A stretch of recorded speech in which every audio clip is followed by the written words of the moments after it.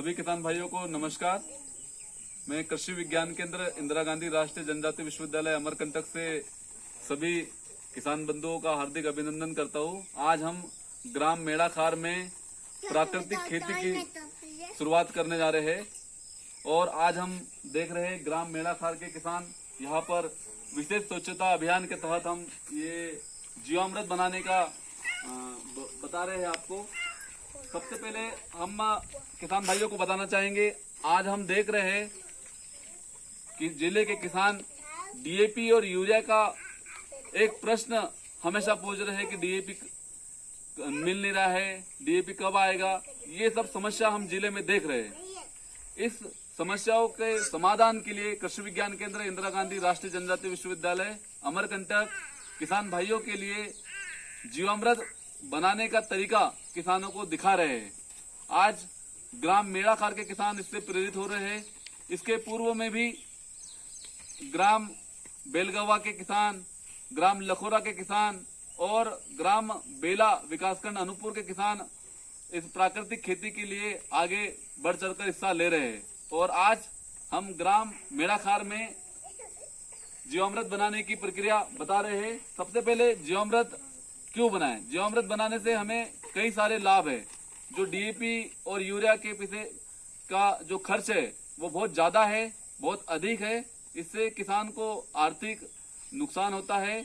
इसके लिए जो है हमको जीवामृत बनाना चाहिए और जीवामृत अगर हम बनाएंगे, उसका उपयोग खेती में करेंगे तो आपको जो है लंबे समय तक इसके परिणाम मिलेंगे और खेती जो है टिकाऊ बनी रहेगी और अधिक उत्पादन मिलेगा। आइए हम जानते हैं कि जीवामृत के लिए क्या क्या सामग्री की आवश्यकता होती है।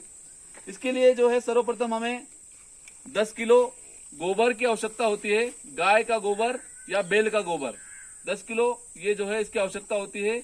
और लगभग 5 से 10 लीटर जो है गौमूत्र की आवश्यकता होती है। और जो बरगद के पेड़ की मिट्टी है या जंगल की मिट्टी है वो हमें लगभग 1 किलो की आवश्यकता होती है। और ये जो दाल का आटा जिसको हम बेसन कहते हैं वो 1 किलो मात्रा की आवश्यकता होती है। और लगभग 1 किलो जो है गुड़ की आवश्यकता होती है। ये प्रमाण में जो है हमें सामग्री की आवश्यकता होती है। और लगभग हमें एक 200 लीटर की अगर बात करें मिश्रण बनाने की तो हमें 180 लीटर पानी की आवश्यकता होती है। ये जो मात्रा बताई आपको ये लगभग 1 एकड़ खेती के लिए जो है उपयुक्त होती है।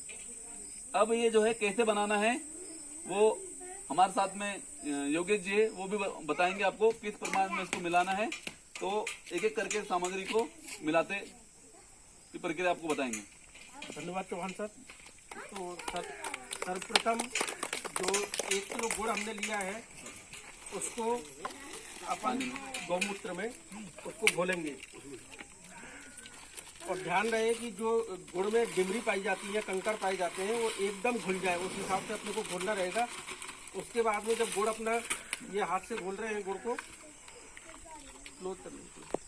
घोलना है।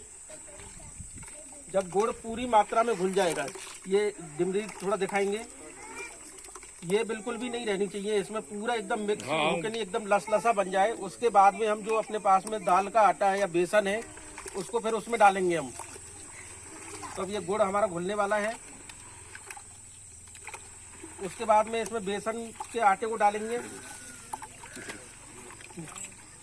बेसन का आटा डाल दिया है। अब इसमें दाल का आटा हम कोई भी ले सकते हैं जो भी अपने पास उपलब्ध है। अगर चने का आटा मिल जाए तो बहुत अच्छी बात है, नहीं तो अपन अरहर का आटा भी ले सकते हैं और बटरी का आटा भी ले सकते हैं, जो अपने को सस्ता पड़ जाए और उपलब्धता अपने पास आसानी से हो सके। तो उसका आटा हम लेते हैं। उस आटे को इस प्रकार से जो गुड़ घोला गया था गौमूत्र में उसको भी इसी प्रकार घोलेंगे।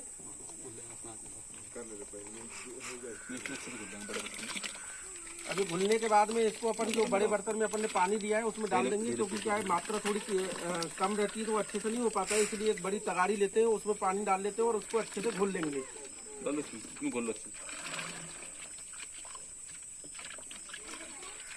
जब ये अपना जो मिश्रण है गुड़ का और बेसन का ये पूरी तरह से घुल जाएगा, उसके बाद में अपन ये जो बरगद के पेड़ की मिट्टी ली है, बरगद के पेड़ की मिट्टी इसलिए लेते हैं क्योंकि इसमें जो अपने माइक्रो ऑर्गेनिज्म जो होते हैं, जो फसल के लिए बहुत ही लाभदायक जीवाणु रहते हैं, उनकी मात्रा बहुत अधिक रहती है। इसलिए हमेशा बरगद की मिट्टी लेते हैं। अगर बरगद की मिट्टी उपलब्ध ना हो तो हम जंगल की मिट्टी भी ले सकते हैं। तो बरगद की मिट्टी को डालने के बाद में फिर वो जो मिश्रण अपना बना, ये बरगद की मिट्टी डाल रहे हैं, अपन देख रहे हैं इस हिसाब से अपने को मिट्टी डालनी है। एक व्यक्ति मिट्टी डालता रहेगा और दूसरा जो व्यक्ति रहेगा वो उसको घोलता रहेगा। तो जिससे क्या है, पूरी मिट्टी अच्छी तरह से वो जो मिश्रण बनाया है उसमें मिक्स हो जाएगी। जब ये मिक्सचर अपना पूरी तरह से तैयार हो जाता है तो अपने पास में जो देसी गाय का गोबर या बैल का गोबर रहता है, उस गोबर को हम इस मिश्रण में डाल देंगे। और गोबर में ध्यान रहेंगे कि जो भी कचरा या प्लास्टिक की जैसी चीजें होती हैं तो उसको हम बाहर कर देंगे बिल्कुल भी। क्योंकि क्या होता है कि जो प्लास्टिक वगैरह होती है, कंकड़ होते हैं, वो गलते नहीं है और वो अपने जब स्प्रे करते हैं पंप से तो उसमें समस्या आती है। अभी आप देख सकते हैं कि ये गोबर है, इस गोबर को भी अपन जो हमने मिश्रण लिया था उसमें घोल देंगे। खिसक पानी छिटा के अब घोल लो पड़े। अब ये हमारा कंसंट्रेट मिक्सचर बन चुका है पूरी तरीके से। ये जो मिश्रण अपना बना है, इसको हम एक खाली ड्रम लेते हैं 200 लीटर का, उस ड्रम में उलेट देंगे और जितना पानी उसमें भर सकता है उस पानी को डाल देंगे। तो ये लगभग 180 लीटर पानी उसमें अपना आएगा और ये अपना 200 लीटर का जो मिश्रण है वो जीवामृत का तैयार हो जाएगा। अब जो जीवामृत है उसको छिड़कने की विधि के बारे में कई बार आप लोगों को यूट्यूब और नेट के माध्यम से बताते हैं कि जीवामृत कैसे छिड़कें और क्या करें, लेकिन इसका जो असली छिड़कने का तरीका है वो हमें अच्छे से करना चाहिए। और क्योंकि अगर अपन अच्छे से स्प्रे करेंगे तो वही कारागार होगा।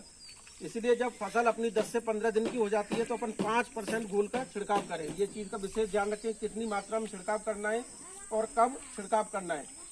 5 लीटर मिश्रण का अर्थ है कि आपका जो 200 लीटर का मिश्रण बना था उसमें से 5 लीटर अपने को लेना है और उसको 100 लीटर पानी में, या आप 6 पंप भी ले सकते हैं, स्प्रे पंप जो आती है, वो 5 लीटर को वो 6 पंप पानी जो था 100 लीटर पानी है उसमें आप मिला लेंगे और उसके बाद में अपनी फसल में छिड़काव करेंगे।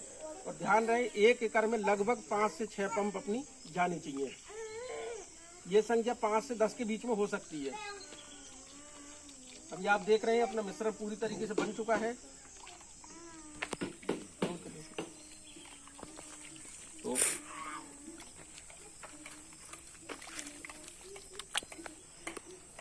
ये देखिए पूरा मिक्सचर एकदम बन चुका है अपना। इसे जो है लगभग 4 से 5 दिन तक जो है इसको एक ड्रम में भरकर रख दीजिए। उसके बाद में हम अपने खेती में इसको जो है उपयोग कर सकते हैं।